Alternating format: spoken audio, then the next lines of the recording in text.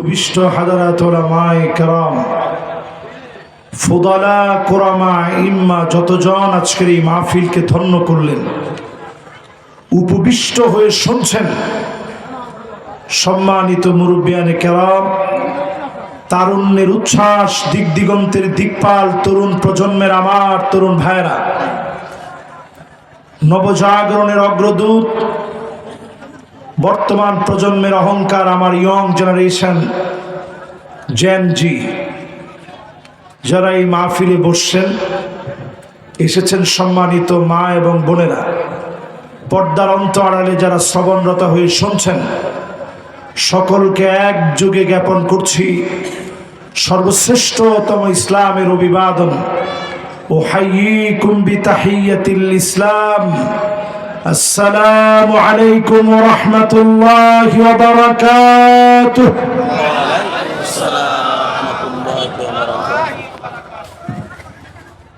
যে মহান মালিক আজকের এই মাহফিলে আসার, বসার, বলার, শোনার তৌফিক দান করেছেন,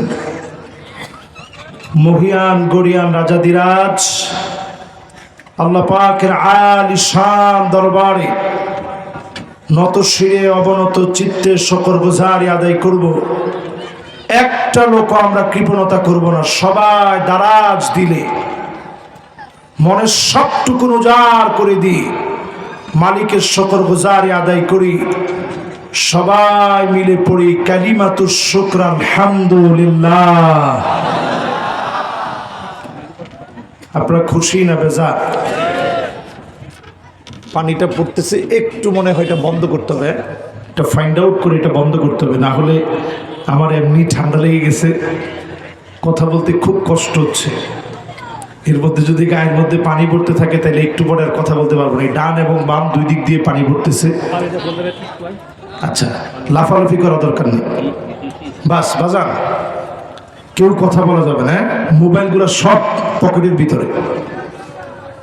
আমি আমার নিজের অনেক দামি মোবাইল, তারপরে ওইটা কিন্তু আমি সব মোবাইল বন্ধ করে এরপরে মাহফিলের জন্য আর দেখতেছিও না, একেবারে এরোপ্লেন মোড দিয়ে রাখলে ভালো হয় মনে হয়। মোবাইল যত দামি হোক, এগুলো সবগুলা গুনার বান্ডার। তোমার ঠিক তো কয় না? এই জন্য স্মার্টফোন যেগুলো আছে সবগুলো শাটডাউন করে মনোযোগটা, যতক্ষণ আমি কথা বলতে পারবো একটু আমার দিকে মনোযোগ নিয়ে কথাগুলো শুনে। এই যশোর কিন্তু আমার কাছে আমার একটা ঐতিহ্যের জায়গা। আমার বাড়ি কোন জায়গায় আপনারা জানেন? একজনও জানেন না? মাশাআল্লাহ, যশোরের লোক যে ইরাম, এটা আজকে পেলাম নতুন করে। কে বলতে পারবেন আমার বাড়ি কোন জায়গায়? কোন জায়গায় বাড়ি? একজন বলছে হুজুর বাড়ি আপনার ভোলা।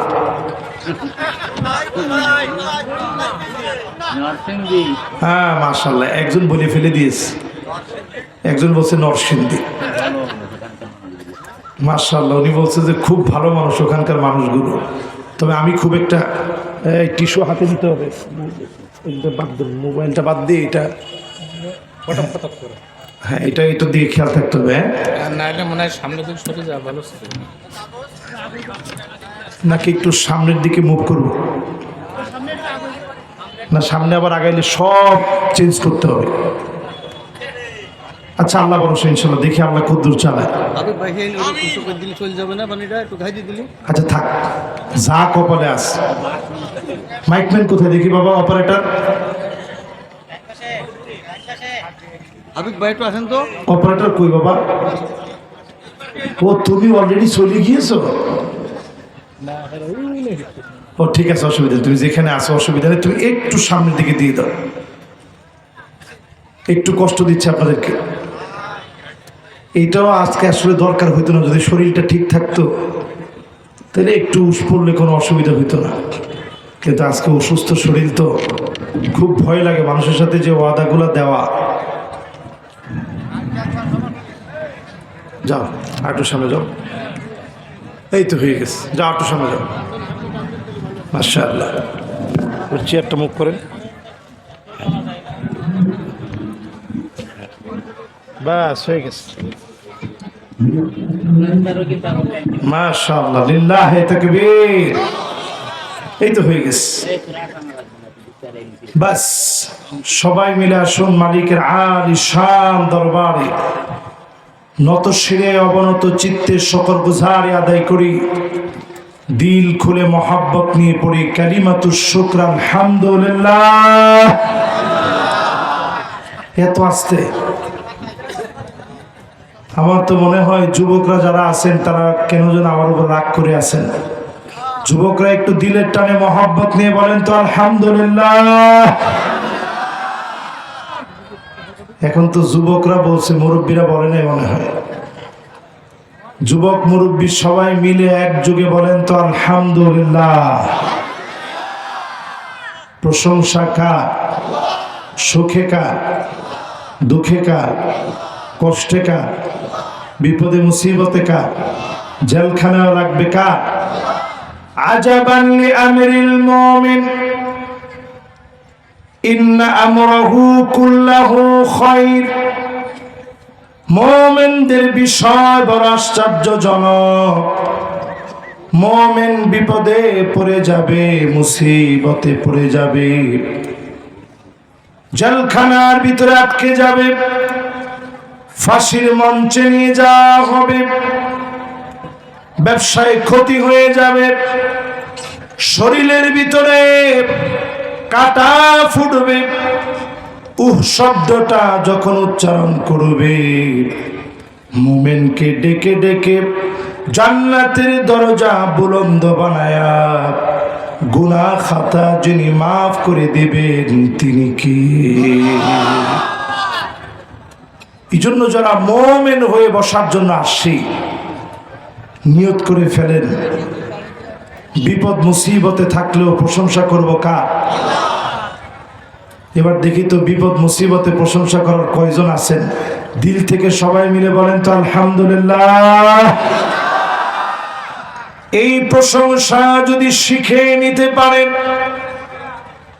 আউয়ালু মান ইউদআ ইলাল জান্নাল হামিদুন, প্রশংসা করবেন, আল্লাহর শুকর গুজারি আদায় করবেন, ডেকে ডেকে যিনি জান্নাতের প্রথম কাতারের জন্য আপনাকে কবুল করে নেবেন তিনি কি? রাজি আছেন ইনশাআল্লাহ? তাহলে বলেন, জান্নাতের প্রথম কাতারে আমরা থাকতে চাই সবাই তো? তাহলে সুখে দুঃখে প্রশংসা লাগবে কার? একটু আওয়াজ করে বলেন তো আলহামদুলিল্লাহ। এবারে মাহফিল থেকে নবীজির নামে দুরূদ শরীফ পড়বো, একটা লোক আমরা বাদ যাব না। দিলের টানে মোহাব্বতের সবটুকু নবীজির জন্য উজাড় করে দিই। সকলে পড়ি মুহাম্মাদুর রাসূলুল্লাহ সাল্লাল্লাহু আলাইহি ওয়াসাল্লাম। সবাই পড়ছেন? সবাই মনে পড়েন নেই? পড়েন মুহাম্মাদুর রাসূলুল্লাহ সাল্লাল্লাহু আলাইহি ওয়াসাল্লাম। পড়ছেন সবাই? মাশাআল্লাহ। এবার আর কথা নাই, সরাসরি আমরা চলে যাব সূরা তাওবার 126 নং আয়াতে কারিমার তাফসীরের দিকে। যেহেতু আজকে তাফসীর মাহফিল, 126 নং আয়াতের তাফসীরের দিকে আমরা মনোনিবেশ করব। আওয়ালা ইয়ারাউনা আন্নাহুম ইফতানুনা ফি কুল্লি আমিন মাররাতান আও মাররাতাইন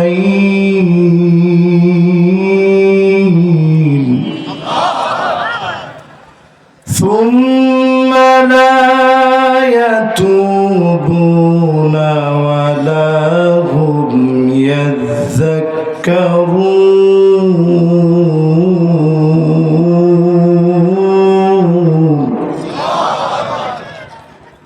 তারা কি দেখে না, প্রত্যেক বছরে আমি আল্লাহ রাব্বুল আলামিন একবার কিংবা দুইবার আযাব দেই, এরপরেও তাওবা করে না, আমার দিকে ফিরে না।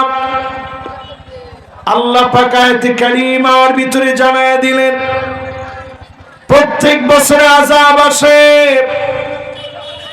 সিডর, আমপান, নার্গিস, ডানা, সুনামি, কখনো বন্যা, ভূমিধস, ভূমিকম্প, নানা রকমের আযাব হয়। লস অ্যাঞ্জেলেসের দিকে তাকায় দেখেন দাবানল জ্বলে জ্বলে উঠছে, টর্নেডোর আশঙ্কা করছে। সৌদি আরবে তাকায় দেখেন বন্যা শুরু হয়ে গেছে। কিছুদিন আগের মাহফিলে সিলেটের এমসি কলেজে আমি বলেছিলাম অচিরেই সৌদি আরব বড় একটা পরীক্ষা দিবে, ওইখানেও বন্যা আসতে পারে। এটা হাদিস দিয়ে বলেছিলাম, কারণ নবীজি বলছেন ওয়াইলুন লিল আরব, ওয়াইলুন লিল আরব, ওয়াইলুন লিল আরব, ধ্বংস আরবের জন্যে, ধ্বংস আরবের জন্যে, ধ্বংস আরবের জন্যে। কয়বার বলছেন? মাশাআল্লাহ, সুন্দর মনোযোগ বসছে। সবাই একটু আওয়াজ করে বলেন তো কয়বার বলছেন? উম্মে সালামা বলেন, ওগো নবীজি, আনুহলিকু ওয়া ফিনা সালিহুন, আমরাও কি ধ্বংস হয়ে যাব? আমাদের ভিতরে এত নেককার, এত দিনদার আছে। আল্লাহর নবী বললেন, হ্যাঁ তোমরাও ধ্বংস হবা। ইদা কাসুরাল খাবাস, খারাপি বেড়ে গেলে আরবকে যিনি ধ্বংস করবেন, আযাব দিবেন, গজব দিবেন, তটস্থ করবেন, তিনি কে? এখন একটু মিলায় দেখেন, আমার ফিলিস্তিনের দিকে চোখগুলো দেওয়া যায় না। ছোট ছোট বাচ্চাগুলা ক্ষুধার যন্ত্রণায় পেটগুলা পিঠের সাথে লেগে গেছে। প্রচন্ড ঠান্ডার ভিতরে বৃষ্টি হচ্ছে, ঠান্ডার ভিতরে কনকনে শীতে মুসলমান কাঁপতেছে, হাউমা করে কাঁদতেছে। ছোট্ট বাচ্চাদের প্লেটে মা খাবার দিতে না পেরে ঘাসগুলা জাল দিয়ে দিচ্ছে। ছোট ছোট মুসলমান ইমানের দাবিতে সত্যবাদী হয়ে ঘাসগুলা খাচ্ছে মুসলমানের সন্তান। এই দৃশ্য দেখার পরেও যদি আপনার হৃদয়ে দাগ না কাটে, লিখে রাখেন অচিরেই যিনি আযাব দিয়ে পাকড়াও করবেন তিনি কে? নবীজি কয়বার বলছেন আরব ধ্বংস হবে? সবাই বলেন কয়বার? কোরআনের ভিতরে আল্লাহ বলছেন প্রত্যেক বছরে একবার অথবা দুইবার শাস্তি দিই। বাংলাদেশের দিকে তাকায় দেখেন এই কয়েকদিনের ভিতরে পরপর ভূমিকম্প হয়ে গেছে। কিছু ঠিকঠাক তো কিছু কর না, আমি কি বানায় বললাম? এই কয়েকদিনের ভিতরে ভূমিকম্প হয়েছে। কে কে টের পাইছেন হাত তুলেন। মাশাআল্লাহ, ফেসবুক থেকে টের পাইছেন না? ও সরাসরি পাইছেন টের? আল্লাহু আকবার। আচ্ছা, আর কে সরাসরি কে কে পাইছেন দেখি? আল্লাহু আকবার, মাশাআল্লাহ, হাতগুলো নামা। এবার একটু দেখতে চাই ফেসবুক থেকে কে কে দেখে দেখে জানছেন, একটু হাত তুলেন তো দেখি। এবার হাতগুলো নামান। আপনারা কি কষ্ট পাচ্ছেন আমার কথায়? এই যে আপনাদেরকে বারবার হাত উঠাচ্ছি, হাত নামাচ্ছি, একটু জিজ্ঞাসা করতেছি, এটার মধ্যে কিন্তু অনেক সওয়াব আছে। খায়রুল লাকা মিন আন তুসাল্লিয়া আলফ রাকাত, আমার মতো নালায়েকের কথা থেকে এই মাহফিলে বসে নতুন যদি কিছু শিখে যেতে পারেন, 1000 রাকাত নামাজ পড়লে যেই পরিমাণ সওয়াব হবে, এর চাইতে বেশি সওয়াব যিনি বান্দার আমলনামায় দিয়ে দিবেন তিনি কে? খুশি না বেজা? এই 1000 রাকাত সওয়াব নেওয়ার জন্য সবাই আমার সাথে সাথে একটু একটু বলবেন, অংশগ্রহণ করবেন। বলেন তো দেখি, বছরে আযাব আসবে কয়বার? এক থেকে। মাশাআল্লাহ, কে বলছে প্রথম দেখি? সুন্দর উত্তর দিছে, মাশাআল্লাহ। 1 থেকে 2 বার। আপনি একটু তাকায় দেখেন, করোনার বৎসরগুলা ঠিকই সারা দুনিয়ার লোকেরা বলেছিল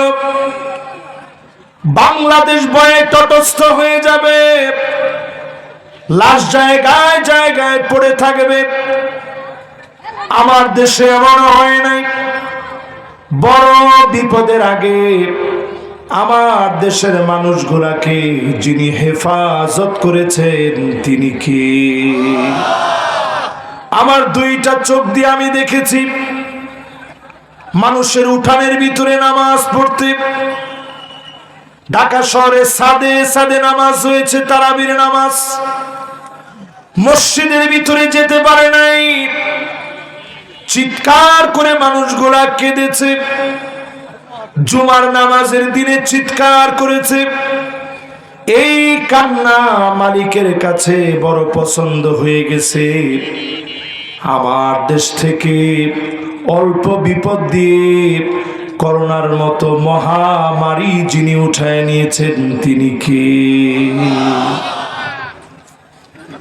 বর্তমান পৃথিবীর যে অবস্থা, আমেরিকায় দাবানল চলতেছে কেন জানেন? সারা দুনিয়ার ভিতরে 2 কোটি মুসলমান মার খাচ্ছে। আওয়াজ করে বলেন, কয় কোটি? 20 কোটি মুসলমানের মাথার উপরে ছাদ নেই। আমার অনেক মা বোন মাহফিল শুনতে এসেছে। মা বোনদের বসার জায়গা সুন্দর আছে তো? আমি দেখে আসছি। আপনারা আর কয়জন?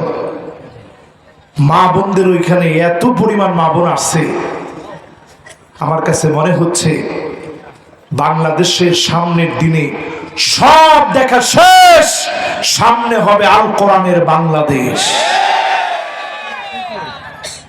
আপনারা কি রাজি আছেন? জালেমদের পতনের পরে এটা আমরা বুঝেছি, সব দেখা শেষ হয়ে গেছে। জালেমরা পালায় যাওয়ার সময় খাবার খেয়ে যেতে পারে নাই। মানুষ নিশ্চিতভাবে বুঝে নিয়েছে জালেমদের পতন, মাজলুমদের বিজয়। এই বিজয় কোরআনের পক্ষের বিজয়। কেউ আটকা দিতে পারে নাই, পারে নাই, পারে না।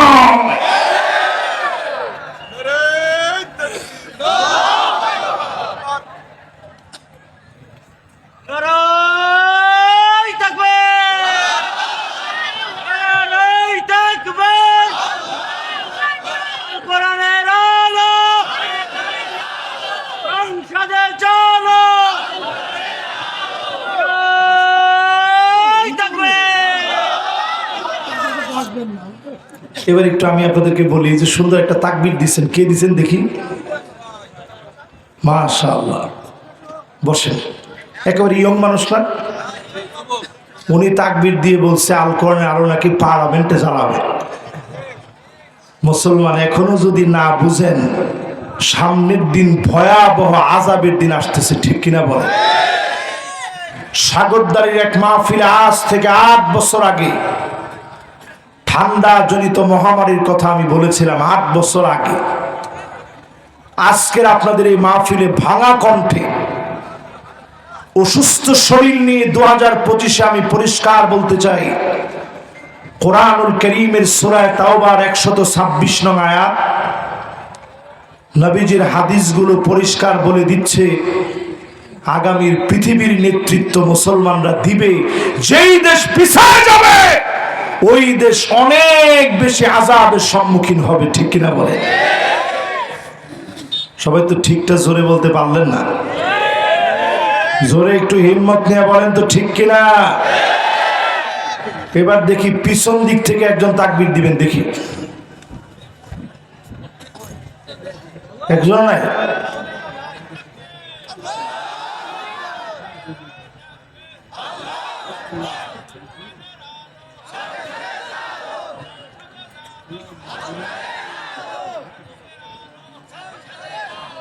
16 বছরের জালেমদের জুলুমের শিকার হতে হতে দুর্বল হয়ে গেছে।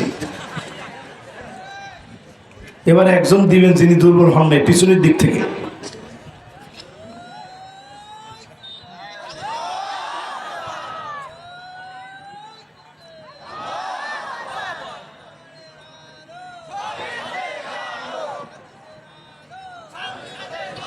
মাশাআল্লাহ মাশাআল্লাহ, যিনি দিছেন স্বপ্ন অনেক বড়, বয়সে আমার ডাবল বয়স হবে, কিন্তু স্বপ্ন বড়। উনি চান যে এই জমিনে কোরআনের রাজ কায়েম হয়ে যায়, ঠিক কিনা বলে? তাহলে বছরের শাস্তি আসে কয়বার? মাশাআল্লাহ, এত সুন্দর মুখস্থ হয়েছে আপনাদের, জোরে কম কয়বার? এইবার শুনেন, আমার দেশে কি কি আযাব আসার সম্ভাবনা আছে। আল্লাহর নবী বললেন, বাদিরু বিল আমালিস সিত্তা, ক্ষমতার রদ বদলের পরে 6টা বিষয় লক্ষ্য রাখবে। আওয়াজ করে বলেন, কয় বিষয়? এই ওয়াজ যশোরে আমি কোনোদিন করিনি,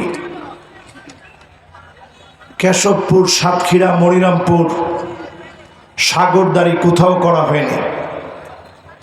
আজকে আপনাদেরকে 6টা একবারে মুখস্থ করাই দিব। যদি 6টার পরে আমি মারা যাই, তাইলে এই জমিনে দিন কায়েমের জন্য সচেষ্ট কর্মী আপনারা হবেন তো ইনশাআল্লাহ?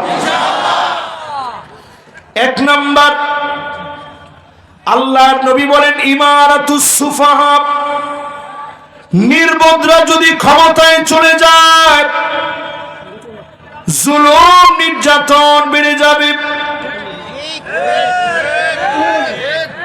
হোমা ঠিক কি এরকম? ঠিক কি এরকম? এটা আমার কথা বলতেছি না, নবীজির হাদিস বলতেছি। যদি আপনার কলিজার ভিতরে ধরে যায়, আপনি কলিজারে এখনই বুঝান যে কলিজা ঠিক হয়ে যায়। আরো আসতে কম।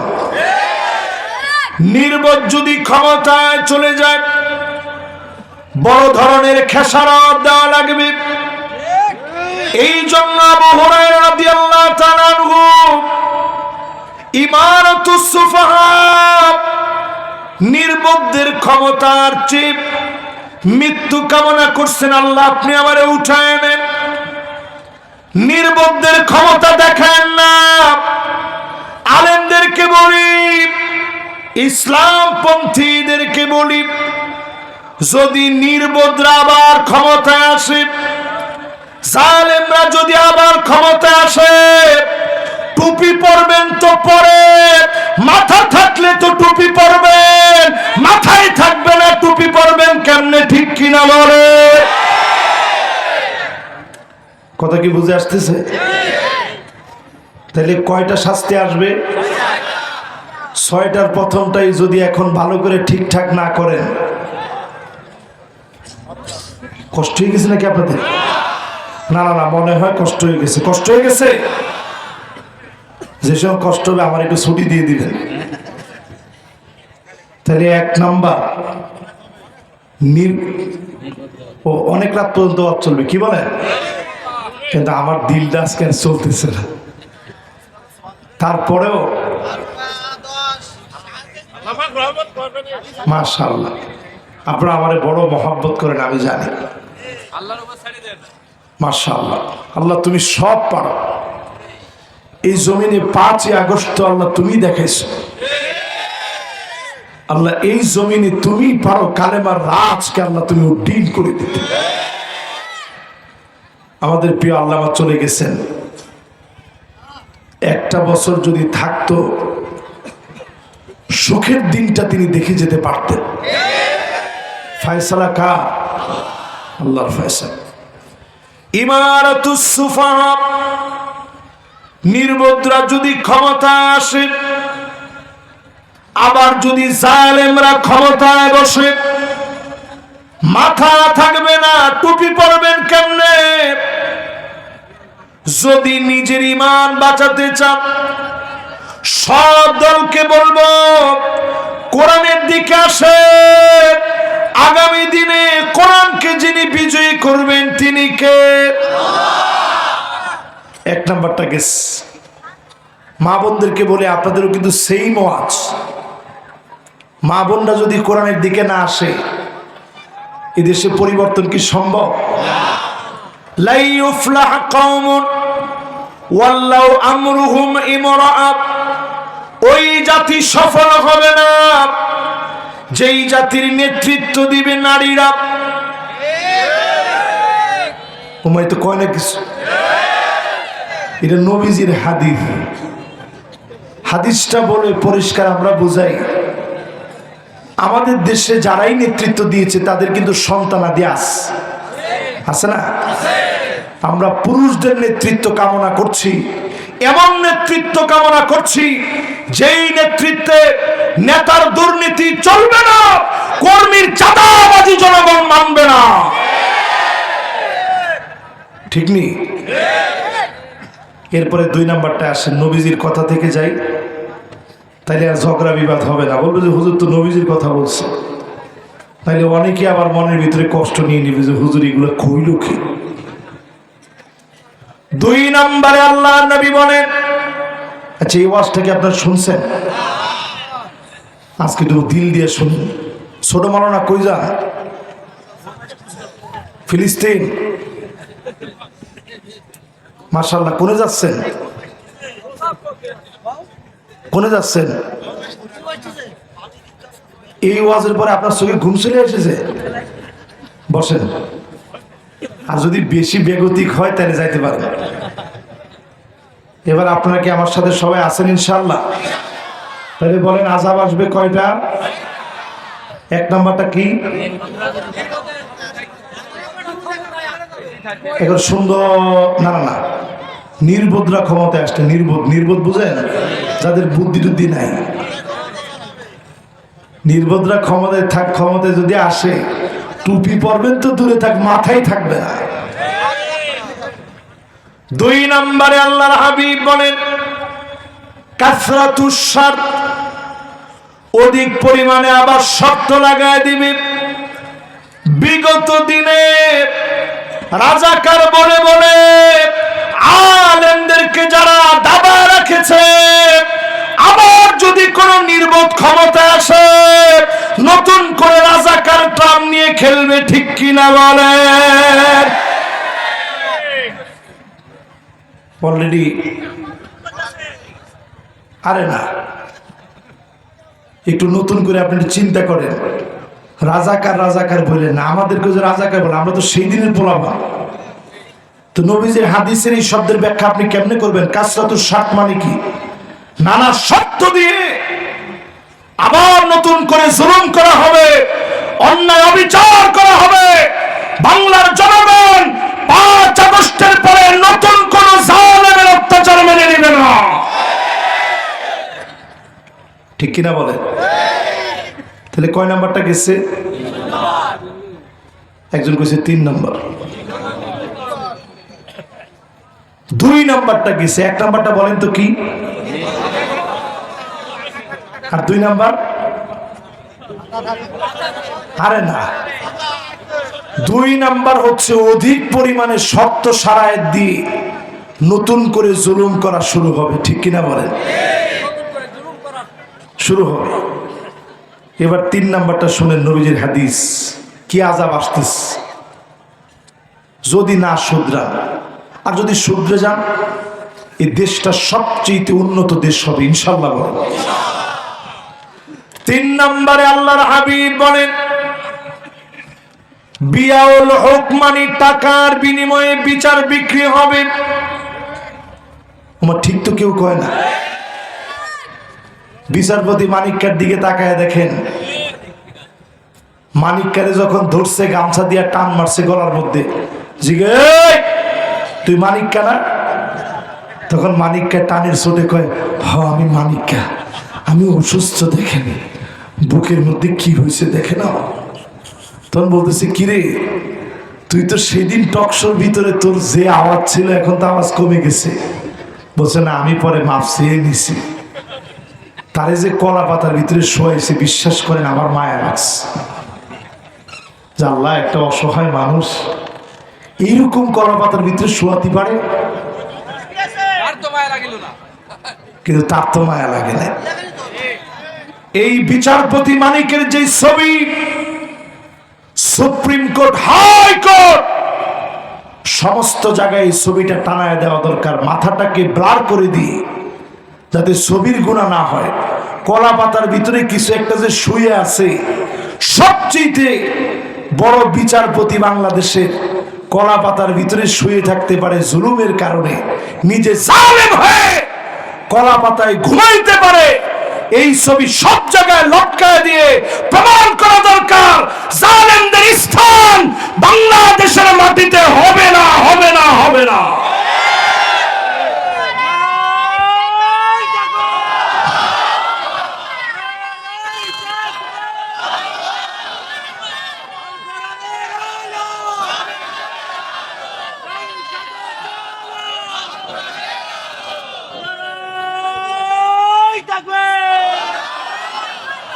ভয় পেয়েছেন আপনারা? কিসের ভয়? এই এলাকার লোক আগেই কোনোদিন ভয় পায় না, আর এখন কিসের ভয়? মিয়া কোনো ভয় আছে? এবার বলেন তো 3 নাম্বারটা কি জানি বলছিলাম? টাকার বিনিময়ে বিচার বিক্রি হবে। যেই লোক ঘরের ভিতরে ছিল না তার নামে 27টা মামলা দেন, কোন কারণে? টাকার বিনিময়ে যারা মামলা করেছে, যেই পুলিশেরা মামলা নিছেন, একটু আপনাদের নিজের চরিত্রের দিকে দেখেন। অনেক পুলিশে বললেই বলে, হুজুর আমরা তো চাকরির কারণে বাধ্য হয়েছি, হুজুর গুলি চালাইতে বাধ্য হয়েছি, চাকরি টিকবে না। আজকের এই মাহফিলে আমরা পরিষ্কার ভাবে বলি, অন্তত আপনি আপনার পেটের দায়ে কারো গায়ে আপনি গুলি চালাইতে পারেন না, ঠিক কিনা বলেন? বিয়াউল হুকম, নবীজি বলছেন ক্ষমতা রদবদলের পরে 3 নাম্বার খেয়াল রাখতে হবে, টাকার বিনিময়ে যদি বিচার বিক্রি হয়, ওই বিচারিক প্রক্রিয়ায় কোনোদিন শান্তি আসতে পারে না, ঠিক কিনা বল? বাংলাদেশে বস্তা পচা, ব্রিটিশদের রেখে যাওয়া পচা বস্তায় ভরা ওই আইন দিয়ে এখনো আমার বিচার চলে। যদি বাংলাদেশে 5 আগস্টের পরে ছাত্ররা যেটা চেয়েছে, উই ওয়ান্ট জাস্টিস, আমরা ন্যায় বিচার চাই, এই ন্যায় বিচারের পক্ষে যদি আসতে হয়, কোরআন ছাড়া অন্য কোন কিতাব দিয়ে ন্যায় বিচার আসবে না, ঠিক কিনা বলেন?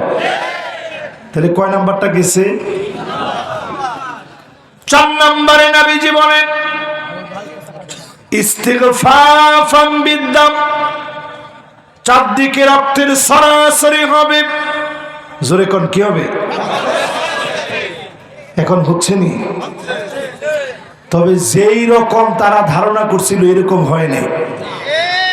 মানুষ কিন্তু অনেক সভ্য হয়েছে, নাইলে 16 বছরে যা চালাইছেন, যদি এটার বিচার করতো একদিনে হাজার হাজার মানুষ মারা যেত দেশে, ঠিক কিনা বলে? মাশাআল্লাহ, আমি কইছি হাজার হাজার, আমার শ্রোতা আকবরায় বলছে 1 লাখ মারি ফেলতাম। এবার আমরা একটু নিজেরা বলেন, তাহলে এখন ওবায়দুল কাদের সাহেব নিজেই বলছিল, ঠিক না? উনি তো খেলা হতে রাজি, তো এই জন্য উনি এরকম কথা বলতে পারে।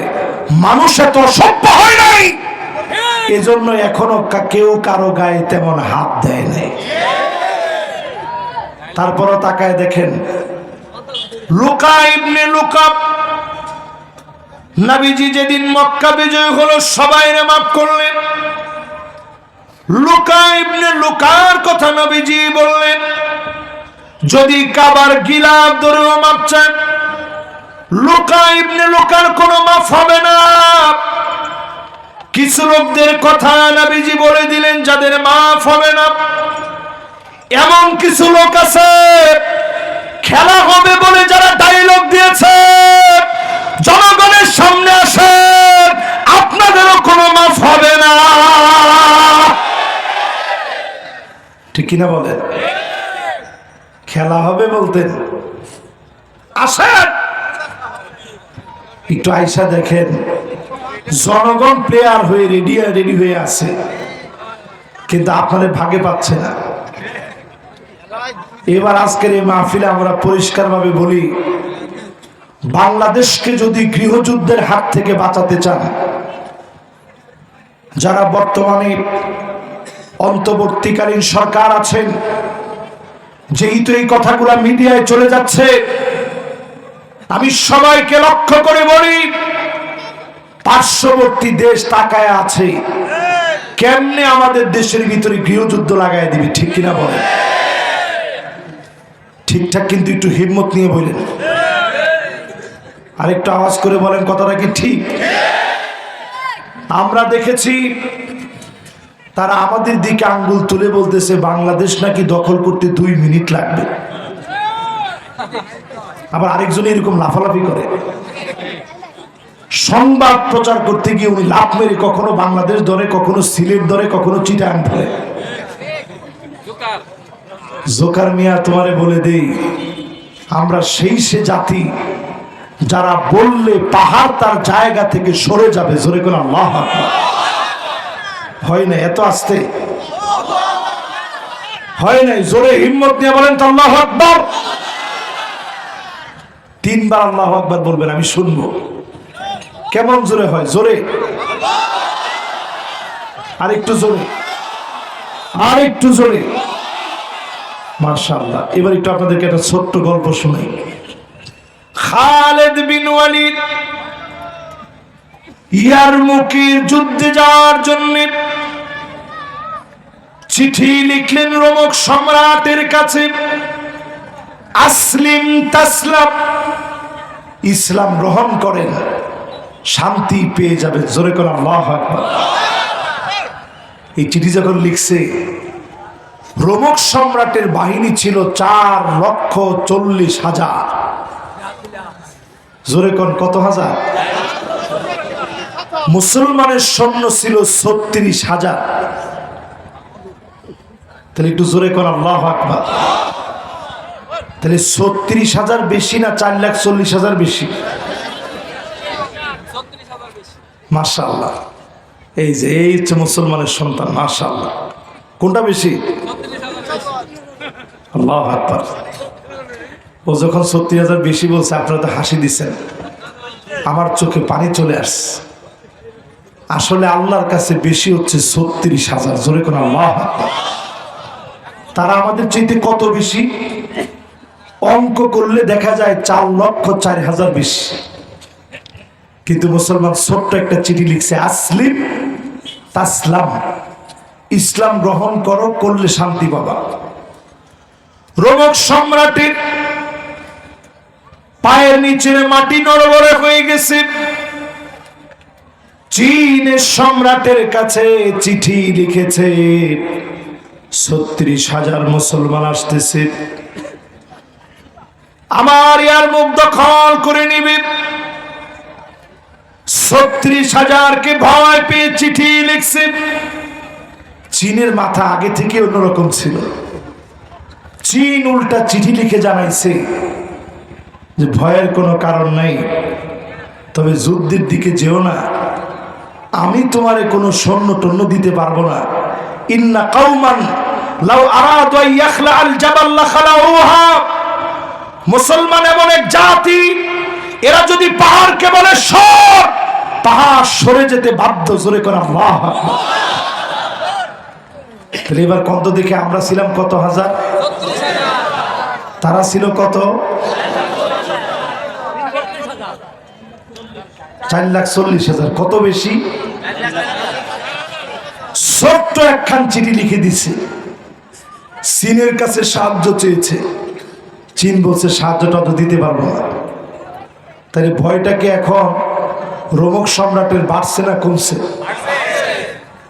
পাহাড় সরে যাবে। 36,000 মুসলমান যখন জেহাদের জন্য ঢুকছে, মুসলমান কোথাও গিয়ে যুদ্ধ করে না, করে জেহাদ।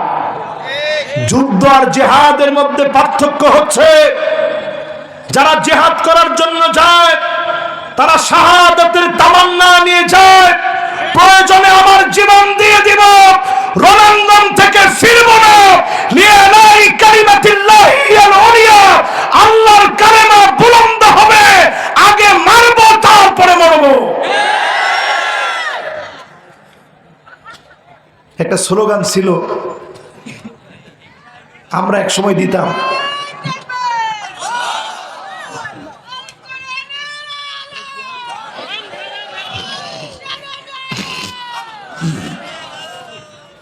যে স্লোগানটা আমি চাইছি স্লোগানটা আসে নাই। ছোটবেলায় আমরা একটা স্লোগান দিতাম, কে দিতে পারবেন দেখি? জিহাদ জিহাদ জিহাদ।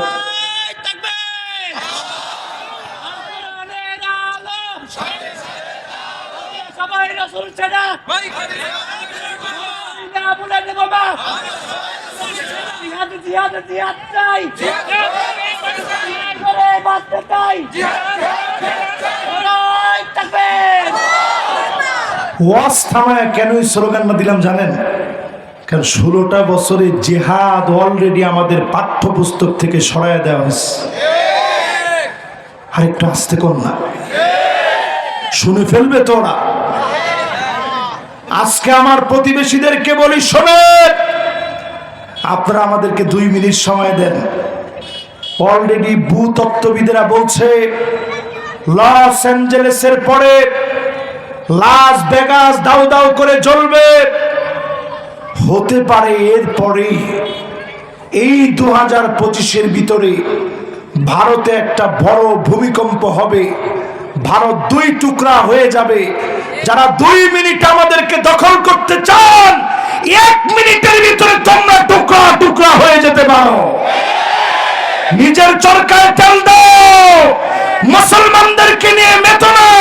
মুসলমান লোহার বুট দাঁত দিয়ে চাবাইতে পারে, বিষাক্ত এমন কোন দাঁত পৃথিবীর ভিতরে তৈরি হয় না।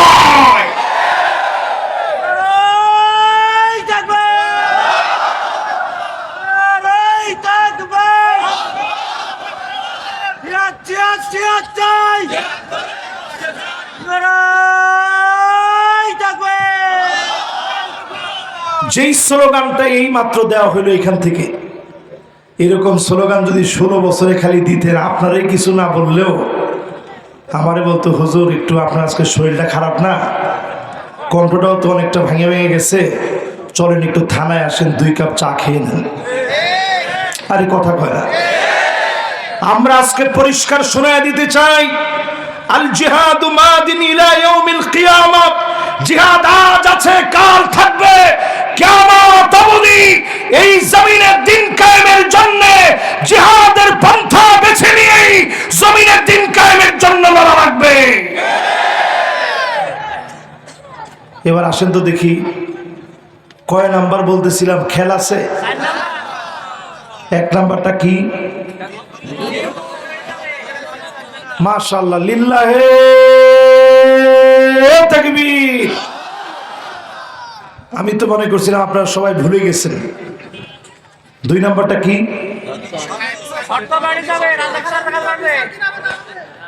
মাশাআল্লাহ, এটা যে যেমনি বুঝার বুঝা না। না, এটা 3 নাম্বারটা, এটা 2 নাম্বারটা নামে। হ্যাঁ, নানা রকমের শর্ত দিবে যে দাঁড়িয়ে রাখতে পারবা না। এই শর্ত যদি বাংলাদেশে দেয়, প্রথম জীবনটা আমি দেওয়ার জন্য প্রস্তুত। কেউ যদি এই কথা বলে বাংলাদেশের এই কিতাবের ভিতরে, আল কোরআনের ভিতরে রাজনীতি নাই, এই কথা বলার পরে প্রতিবাদ করার জন্য আমি প্রস্তুত, আপনার প্রস্তুত থাকা লাগবে। ঠিক কিনা বলে? নবীজির হাদিস এটা। এরপরে যদি আপনার কাছে মনে হয় যে হুজুরে কয় কি, এতে আমি জীবন দিয়ে দিব, আমার নবীর কথা থেকে, আল্লাহর কথা থেকে এক চুল আমরা দূরে সরে যাব না। ঠিক কিনা কন? এরপরে 3 নাম্বার, জোরে কন, কয় নাম্বার? 3 নাম্বারটা কি? টাকার বিনিময়ে আইন বিক্রি হবে। 16 বছর এগুলো আমরা অনেক দেখছি, এখন আর আমরা দেখতে চাই না। একজনের নামে অন্যায়ভাবে মিথ্যা কোনো মামলা হোক, এটা আমরা চাই না। ঠিক কিনা বলে? ওমেরি তো ঠিক ভালো করে কইলেন না। আওয়ামী লীগের ভাইরা শোনেন, আপনাদের নামে আমরা কোনো মিথ্যা মামলা দিতে চাই না। ঠিক সবাই জোরে কর। তারা করছে, আপনিও করবেন, তা আপনি আর তারা কোনো পার্থক্য আছে নাকি? এরপরে 4 নাম্বার, জোরে কন, কয় নাম্বার? 4 নাম্বারটা কি জানি? গৃহযুদ্ধ শুরু হয়ে যাবে। গৃহযুদ্ধ অলরেডি ভারত এটা পুরোপুরি চাচ্ছে বাংলাদেশে একটা গৃহযুদ্ধ লাগুক। আমি বলবো, বদ্বীপের মতো ছোট্ট একটা দেশ, স্বাধীন সার্বভৌম বাংলাদেশ, এই দেশের বদ্বীপের মতো দেশটার চতুর্দিকে শুধু বিভিন্ন ধর্মের লোকেরা আছে, আমাদেরই একসাথে বসবাস করা লোকেরা আছে, প্রতিবেশীরা আছে। কিন্তু প্রতিবেশীরা যদি আমাদের প্রভু হতে চায়, মুসলমানরা কোনোদিন প্রভুত্ব মেনে নিবে না। কারণ মুসলমান একজন মালিকের প্রভুত্ব মেনে সেজদা করে, তিনি কি? ঠিক আছে তো ইনশাআল্লাহ। এবার বলেন 5 নাম্বার, জোরে কোন নাম্বার? কষ্ট হয়ে গেছে মানে আপনাদের, আর 15টা মিনিট একটু কষ্ট দিই।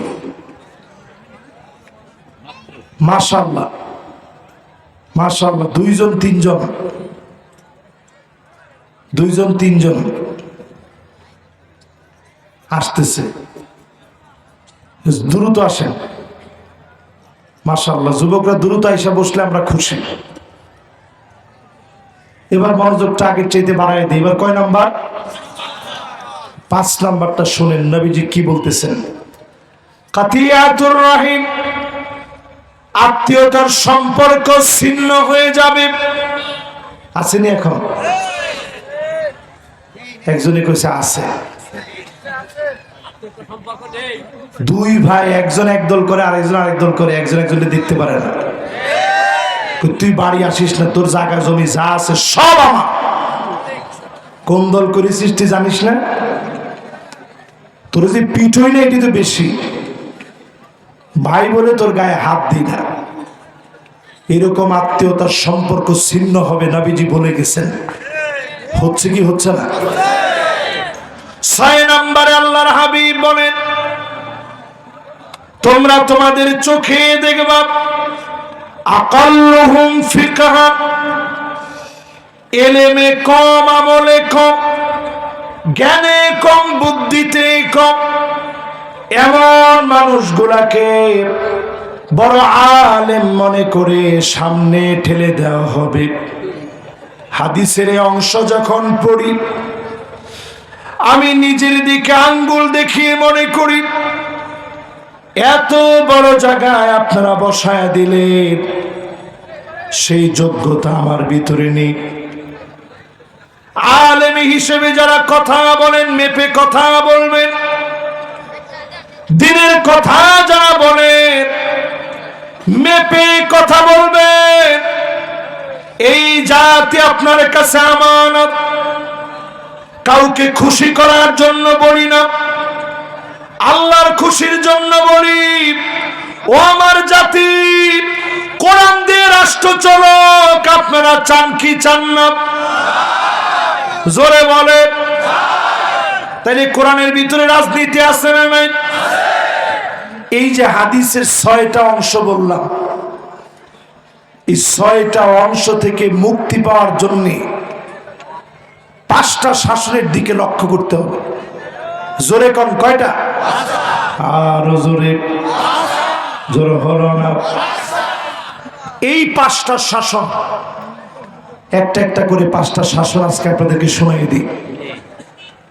খুব কষ্ট হয়ে যাচ্ছে মনে হয়।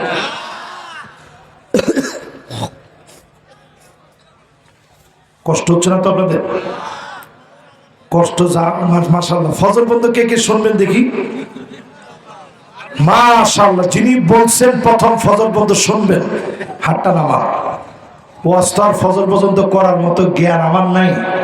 আমি খুব সামান্য জ্ঞানের, একেবারে কিঞ্চিত একটু জ্ঞান নিয়ে আল্লাহ যতটুকু তৌফিক দিয়েছে এটা নিয়ে পড়ছি এখানে।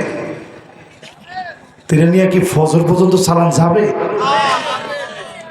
আবার একজনে কই পারবেন। সুবহানাল্লাহ। আল্লাহ যেরকম এরা মনে করে, এর চাইতে বেশি জ্ঞান আল্লাহ তুমি আমারে দিয়ে দিও, পড়ে না আমিন। আল্লাহ তুমি আমারে সুস্থতার নিয়ামত দিয়ে দাও, পড়ে না আমিন। এবার আসেন প্রিয় ভাইয়েরা আমার, 5টা শাসন আসবে। 1 নাম্বার শাসন নবীজি নাম দিলেন তাকুনুন নাবুওয়া ফীকুম মা শাআল্লাহ। জমিনে নবুয়ত কায়েম হবে। নবীরা কি নির্বাচনের মাধ্যমে আসে? আরে কথা কয় না। নবীদেরকে যিনি সিলেক্ট করে জমিনে শ্রেষ্ঠ মানুষ বানায় পাঠান তিনি কে? খাতামুন নবীর, সব নবীর শেষ নবী। আমার নবীর পিঠের মাঝখানে কাদিরুল হাজালা, কবুতরের ডিমের মতো খতমে নবুয়তের সিলমোহর ছিল। আমার নবীর শেষ নবী। বড় আফসোস, নবীজিরে কোনোদিন দেখি নাই, আল্লাহ নবীরে কোনোদিন পাই নাই, স্বপ্ন যুগেও দেখি নাই। অনেকে মদিনায় একবারও যাওয়ার সুযোগ হয় নাই। আজকে থেকে অধিক পরিমাণে মন দিয়ে দুরূদ শরীফ পড়বেন। সাল্লাল্লাহু আলাইহি ওয়াসাল্লাম, সাল্লাল্লাহু আলাইহি ওয়াসাল্লাম, সাল্লাল্লাহু আলাইহি ওয়াসাল্লাম। বেশি বেশি দুরূদ শরীফ পড়বেন। স্বপ্ন যুগে নবীর সঙ্গে যিনি সাক্ষাৎ করায় দিবেন তিনি কে? আকসারুহুম আলাইয়া সালাত, অধিক পরিমাণে দুরূদ শরীফ পড়েন। আল্লাহর নবীর বাড়ির সঙ্গে কাছাকাছি আপনার বাড়ি হবে। যিনি আখিরাতের জীবনে ধন্য বানায়া কবুল করবেন তিনি কে? তাহলে এক নাম্বার, পৃথিবীতে নবুয়তের শাসন আসবে। নবীজি বলছেন আমি চলে যাওয়ার পরে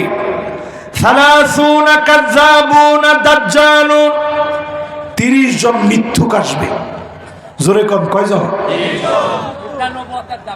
মাশাআল্লাহ, 30 জন মিথ্যা নবুয়তের দাবিদার আসবে। বর্তমান মুহাদ্দিসিন কেরাম বলছেন দাজ্জাল ছাড়া মুসাইলামাতুল কাযযাব থেকে শুরু করে এই পর্যন্ত 29 জন পুরা হয়ে গেছে। বাকি আছে কয়জন? ঈসা আলাইহিস সালাম আসবে নবী হিসাবে না উম্মত হিসাবে? দেখেন সবাই জানে না নবী না উম্মত। সবাই আওয়াজ করে বলেন নবী না উম্মত? উম্মত হিসাবে আসবেন তিনি, ঈসা আলাইহিস সালাম।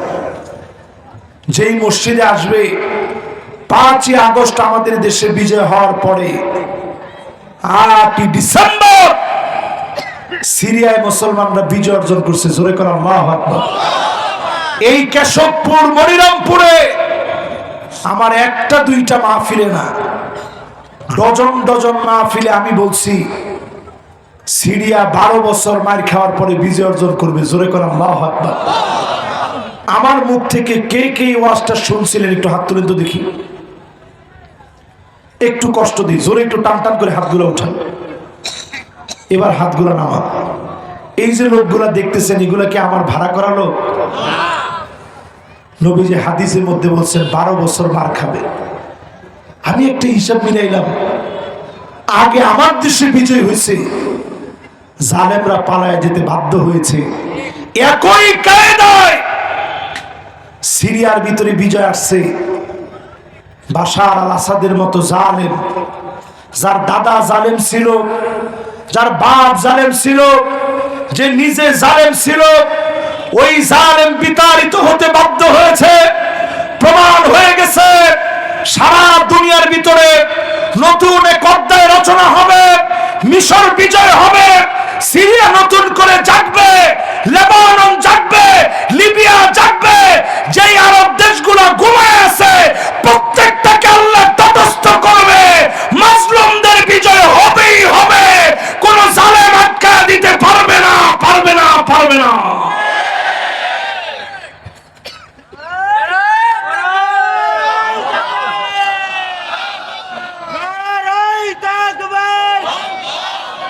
এই মাহফিলে যারা বসছেন সবাই সামনে রেখে বলি, পৃথিবীতে শাসন আসবে 5টা।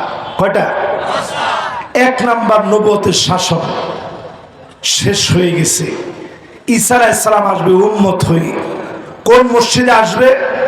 এই মসজিদ অলরেডি সাদা রং দিয়ে এত সুন্দর কালার করা হচ্ছে। এই মসজিদের নাম আরবিতে মানারাতুল বায়দা, জোরে কোন কিনা। আরেকটা নাম উমাবি মসজিদ। এই উমাবি মসজিদে ঈসা আলাইহিস সালাম আসবে 2 টুকরা কাপড় পরে। ইহরামের কাপড় কয় টুকরা? এরকম 2 টুকরা কাপড় পরে তিনি 2 জন ফেরেশতার ডানার মধ্যে ভর দিয়ে আসবে। দাড়ি থেকে পানিগুলা টপ টপ করে পড়বে। নামাজের জন্য তিনি দাঁড়াবেন। ইমাম মাহদী আলাইহিস সালাম ইমামতি করবেন। তিনি নামাজের জন্য দাঁড়ায় যাবেন। নামাজের সালাম ফিরে দেখবেন দাজ্জাল তার বাহিনী নিয়ে প্রস্তুত হয়ে গেছে। যত দূর পর্যন্ত ঈসা আলাইহিস সালামের নিঃশ্বাস গুলা যাবে, দাজ্জালের বাহিনীকে জমিনের ভিতরে যিনি নাস্তানাবুদ করে দিবেন তিনি কে? তাহলে উনি আসবে কি নবী হিসাবে না উম্মত হিসাবে? পানি যেমন লবণ পেলে গিলে খেয়ে ফেলে, সব মুসলমানদের দুশ্মনকে মাটি পাওয়া মাত্র গিলে খেয়ে ফেলবে। জোরে কর আল্লাহু আকবার। পাথর পর্যন্ত বলবে আমার পিছনে ইহুদি লুকে আছে, তার গর্দানটা উড়ায় দাও।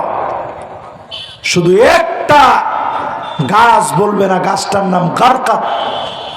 কোটি কোটি ডলার খরচ করে তারা প্রজেক্ট নিয়েছে, গরকত প্রজেক্ট। ইহুদিরা এই গাছের প্রজেক্ট নিয়েছে হাতে, সব জায়গায় এই গাছ লাগায় রেখেছে। তারা বুঝাইতে চাচ্ছে এই গাছের নিচে গিয়ে আমরা লুকাবো। আরে বেটা, গাছের নিচে যে জমিনের মাটি থাকবে তোদেরকে গিলে খেয়ে ফেলবে, ঠিক কিনা বলেন? 2 নম্বর, এই পৃথিবীতে শাসন আসবে। সুম্মা তাকুনুল খিলাফা আলা মিনহাজিন নবুওয়া, খিলাফত কায়েম হবে, নবী চলে যাবেন। আবু বকর, ওমর, ওসমান, আলী রাদিয়াল্লাহু আনহুমদেরকে দিয়ে এই জমিনে খিলাফত আল্লাহ কায়েম করে দিলেন। 32 বছর 6 মাস ধরে, আওয়াজ করে বলেন কয়দিন? 32 বছর 6 মাস এই জমিনের ভিতরে খিলাফত চলছে। অনেক খ্রিস্টানরা পর্যন্ত খেলাফতের ব্যাপারে অনেক কিছু লিখছেন। 32 বছর 6 মাসের ইতিহাস লিখছে পিকে হিট্রি, মাইকেল এইচ হার্ট। খ্রিস্টান হওয়া সত্ত্বেও দূরবীন লাগা খুঁজো, 32 বছর 6 মাসে 1 টাকার দুর্নীতি কেউ প্রমাণ করতে পারে নাই। জোরে কোন সুবহানাল্লাহ, জোরে বলেন আল্লাহু আকবার। এরপরে এই পৃথিবীর ভিতরে শাসন আসবে। সুম্মা মুলুকান আবদান, রাজতন্ত্র চলবে, রাজার ছেলে রাজা হয়ে যাবে। চলছে না? সেই ইয়াজিদ থেকে শুরু, উমাবি, আব্বাসি, মামালুকি, তাতারি, ফাতিমি, সব শাসন চলছে। ইউরোপে 1000 বছর মুসলমানরা শাসন করছে। অটোমান সম্রাটদের 700 বছরের গৌরব গাথা হিস্ট্রি, আমি নিজে ওই জায়গাগুলো গিয়েছি আর দেখেছি কি ছিল মুসলমানেরা। উজবেকিস্তান গেছি, ইমাম বুখারীর দেশে, ইবনে খালদুনের দেশে, ইবনে সিনার দেশে, বদরুদ্দিন আইনির দেশে, ইমাম কোস্তালানির দেশে, বুরহানুদ্দিন মারগানানির দেশে, ইসমাইল কাফালা শাসির দেশে। কত বড় আলেম ছিলেন! এই সব আলেমদের দেশ উজবেকিস্তান। আমি নিজে গেছি, গিয়ে দেখছি কুরআন মাটির নিচে তারা পুঁতে রাখতো জালেমদের শাসন আমলে। এটাও একটা শাসন গেছে। নবীজি বলছেন সুম্মা ইয়ারফাউহাল্লাহ, এই শাসনকে যিনি টেনে উঠায় নেবেন তিনি কে? এরপরে এই জমিনের ভিতরে চতুর্থ শাসন আসবে। সুম্মা তাকুনু মুলুকান জাবারিয়া, স্বৈরা শাসকরা আসবে, আলেমদেরকে জেলের ভিতরে নেবে। আল্লামা দেলোয়ার হোসেন সাইদি রহমাতুল্লাহ আলাইহির মতো আলেম 50 বছর তাফসীর করার পরে রাজাকার বলে বিনা দোষে দিনের পর দিন জেল খাটতে হবে, ঠিক কিনা বলে? এরকম জুলুম জালেমরা চালিয়েছে। নবীজি বলছেন স্বৈরাচাররা যখন আসবে সুম্মা ইয়ারফাউহা আল্লাহ, তারপরে যিনি এদেরকে টেনে হিচড়ে উঠায় নিবেন। যখন টেনে হিচড়ে উঠায় নিবেন, টাকা নিয়ে যেতে পারবেন না, সম্মান নিয়ে যেতে পারবেন না, এমনকি ভাত পর্যন্ত খেয়ে যেতে পারে না, ঠিক কিনা বলেন? এরপরে নবীজি 5ম নাম্বার বলছেন সামনের পৃথিবী আর কোন অপেক্ষা না।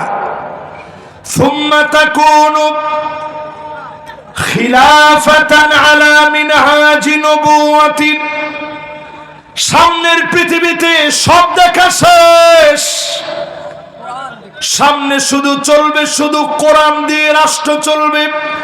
আমার দেশে 54 বছরে সব দেখা শেষ, সামনে হবে আল কোরআনের বাংলাদেশ। রাজি আছেন? জোরে বলেন রাজি আছেন? যারা কোরআন দিয়ে দেশটা চালাইতে চান সবাই আজকের মাহফিলে বলি নামাজের দিকে আসেন। যেই লোকের নামাজ নাই তারে দিয়ে কি কোরআনের রাজ কায়েম হবে? আজকে ফজরের পরে কোরআন ধরছেন এরকম মুসল্লির সংখ্যা কম না বেশি? একজনে কইছে বেশি, নাই বললে চলে। অথচ আপনি পিছনে কিছু বছর পিছনে চলে যান, প্রত্যেকটা বাড়িতে পড়তে পারুক আর না পারুক আলহামদুলিল্লাহি রাব্বিল আলামিন, এরকম গড়গড় থেকে একটু একটু করে আওয়াজ বের হইতো। মক্তবগুলো থেকে বাচ্চারা পড়ে পড়ে বের হতো। আমাদের দেশের কিন্ডারগার্টেন গুলো এসে এরা মক্তব খেয়ে ফেলতে চেয়েছে, কিন্তু এনজিওরা সফল হতে পারে নাই। নুরানি মাদ্রাসা মোড়ে মোড়ে তৈরি হয়ে মক্তব ভিত্তিক সমাজ বিনির্মাণে আবার মুসলমানরা এগিয়ে এসেছে, ঠিক কিনা বলে? এই মাহফিলে পরিষ্কার ভাবে আহ্বান জানাই, এই সমাজ বিনির্মাণ হবে কোরআন দিয়ে। শেষ 5টা বিষয় 5 মিনিটে বলবে, একটা লোক উঠবেন না। নেতা নির্বাচনে 5টা বিষয় দেখে দেখে নেতা বানাবেন। জোরে কোন কয়টা? হুব্বুন নাস মানে যেই নেতারে মানুষ ভালোবাসবে, তাহাজ্জুদের সময় দোয়া করবে, নেতা অসুস্থ হলে রোজা রেখে দোয়া করবে, জেলখানায় গেলে দোয়া করবে, ফাঁসির মঞ্চে গেলে মানুষ কাঁদবে। এমন নেতা যখন হবে, এই নেতাদেরকে দিন কায়েমের জন্য যিনি কবুল করে নিবেন তিনি কে? এবার আপনি একটু হিসাব মিলায় নেন, নেতা মানবেন কারে? 2 নাম্বার হুব্বু তাআল্লুমিল কুরআনি ওয়া তিলাওয়াতিহি ওয়া সিমাইহি ওয়া তাদাব্বুরিহি। আমার নেতা হবে সে যে নিজে কোরআন শিখবে, কোরআন পড়বে, কোরআন শুনবে, কোরআন মানবে, সে আমার নেতা হবে। যার ভিতরে কোরআন নাই সব হতে পারে, মুসলমানদের নেতা সে হতে পারে না,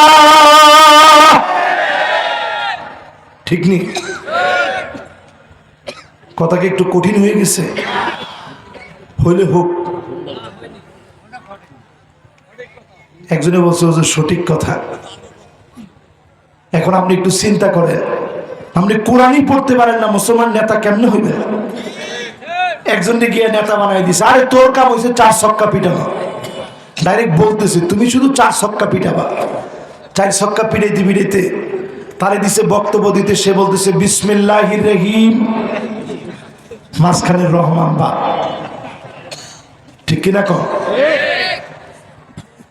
তাইলে এই নেতা সবার নেতা হলেও আমি মুসলমানের নেতা এরকম হইতে পারে না। 3 নম্বরে নেতা হবে ইত্তিবাউস সুন্নাহ, ফানজুরু আম্মান তাখুযুনা দীনাকুম। চুলের গোড়া থেকে নিয়ে পায়ের তালু পর্যন্ত লক্ষ্য করবেন, আমার নেতার ভিতরে সুন্নাত থাকবে, আমার নেতার ভিতরে আদর্শ থাকবে। চাঁদাবাজি নাই, টেন্ডারবাজি নাই। ওই নেতা আমার নেতা হবে, এমন নেতা দিয়ে জমিনে যিনি দিন কায়েম করে দিবেন তিনি কে? 3 নাম্বার শেষ। 4 নাম্বার কথা দেখি এই 5টা বলতে পারে কে? আমি একটু ধর্ম এখনই। 4 নাম্বার আমার নেতা হবে ওই লোক আল্লিবিতিলাম, পরীক্ষার ভিতরে পড়ে যে দল পরিবর্তন করে না। জেলখানায় গেলে যে লোক হাসি দিয়ে কথা বলে, ফাঁসির মঞ্চে গেল বাতিলের কাছে মাথা নত করে না। প্রিয় আল্লামার দিকে তাকায় দেখেন, শেষ দিন যে হাসিটা তিনি দিলেন, আল্লামা দেলোয়ার হোসেন সাইদী রহমতুল্লাহ আলাইহি অসুস্থ শরীর নিয়ে হাসি দিয়ে বোঝায় দিলেন, জালেম তোরা আমার হাসি কেড়ে নিতে পারিস না, এই হাসি একদিন বাংলার জমিনে কথা বলবে। ঠিক কিনা বলে? ওই দিন একটা ভূমিকম্প হইছে। ওই দিন মাগরিবের পরে আমার বুক ব্যথা করতেছিল হঠাৎ করে। আমি চিন্তা করলাম কিরে কিছু কি হারিয়ে ফেললাম নাকি। ভাবতে ভাবতে হঠাৎই মনে হলো যে কি ভূমিকম্প হলো কেন, ভিতরটা মোচড় মেরে উঠছে। আমি সাথে সাথে মোবাইল হাতে নিলাম, একটার পর একটা ফোন আসতেছে, আল্লামা হুজুর আল্লাহ। দৌড়ায় ছুটে গেলাম হসপিটালে। হসপিটালে গিয়ে দেখতে পারিনি। মনের ভিতরে চিন্তা আসলো যে ওনার বাসায় চলে যায়, ওইখানে মনে হয় পাবো। শেষবারের মতো একটাবার যদি দেখতে পারতাম। ওইখান থেকে বাসায় চলে গেছি, সারা রাত বাসায় বসা, 1 মিনিট ঘুম নেই। ফজরের নামাজ পড়লাম 15 আগস্টে হুজুরের বাসার ঠিক পাশেই শহীদবাগ মসজিদে। নামাজের পরে সেখানের খতিব সাহেব এবং ইমাম সাহেব মাওলানা আব্দুল গফফার সাহেব, মালিবাগ মাদ্রাসার মুহাদ্দিস, অনেক বড় আলেম, উনি ডাইরেক্ট বলতেছিলেন আমি আমার ফজরের প্রিয় মুসল্লি হারায় ফেলছি। এত কষ্ট করে মাহফিল করে গিয়ে ফজরের নামাজটা তিনি জামাতের সাথে পড়তেন।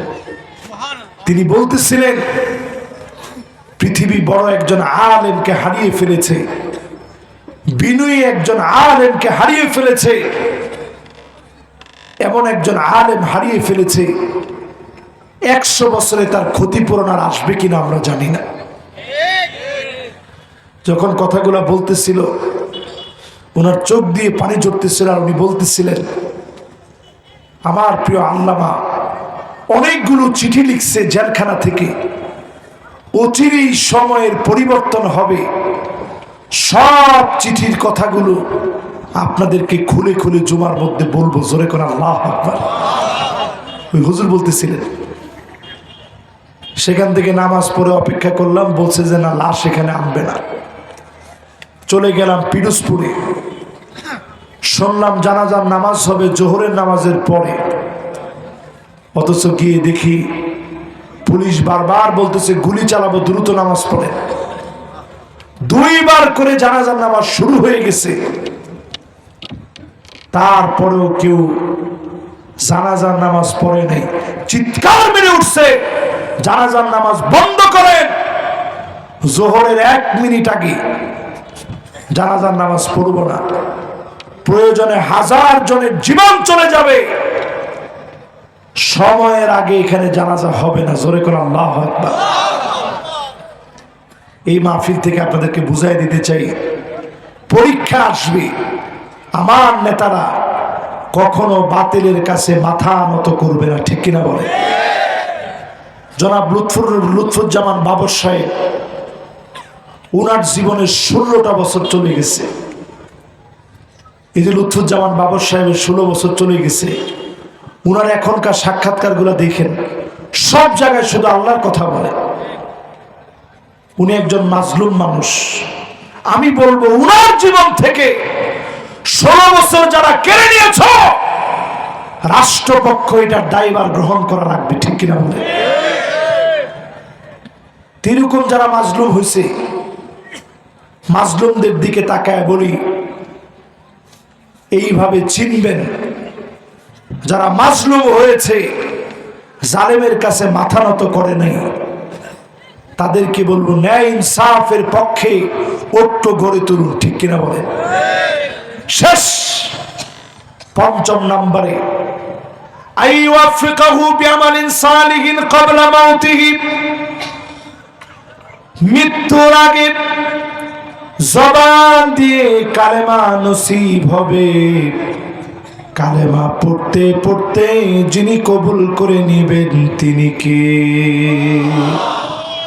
যতজন আমার মাহফিলে আসছেন, জয় বাংলা বলে আমরা মরতে চাই না, আমরা কালেমা পড়তে পড়তে পড়তে পড়তে জবানে কালেমা এনে মরতে চাই। রাজি আছে?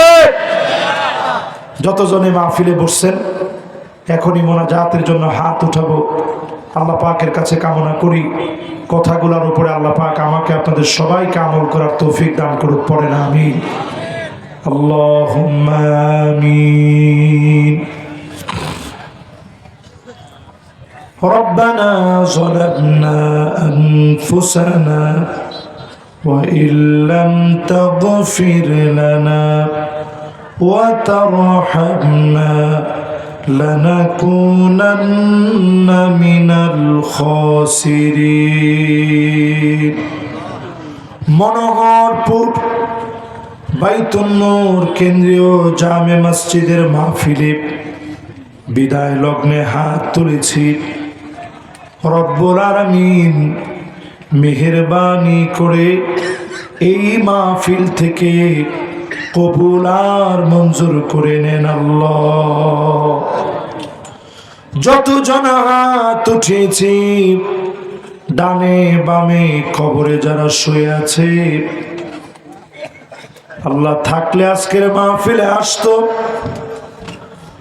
অন্ধকার কবরে ঘুমায় আছে, মেহেরবানি করে কবরবাসীদের জীবনের গুনাহ খতগুলাকে মাফ করে দেন আল্লাহ। হায় আল্লাহ তাআলা, জানি না কার কার না জানি মা নাই, অন্ধকার কবরে ঘুমায় আছে।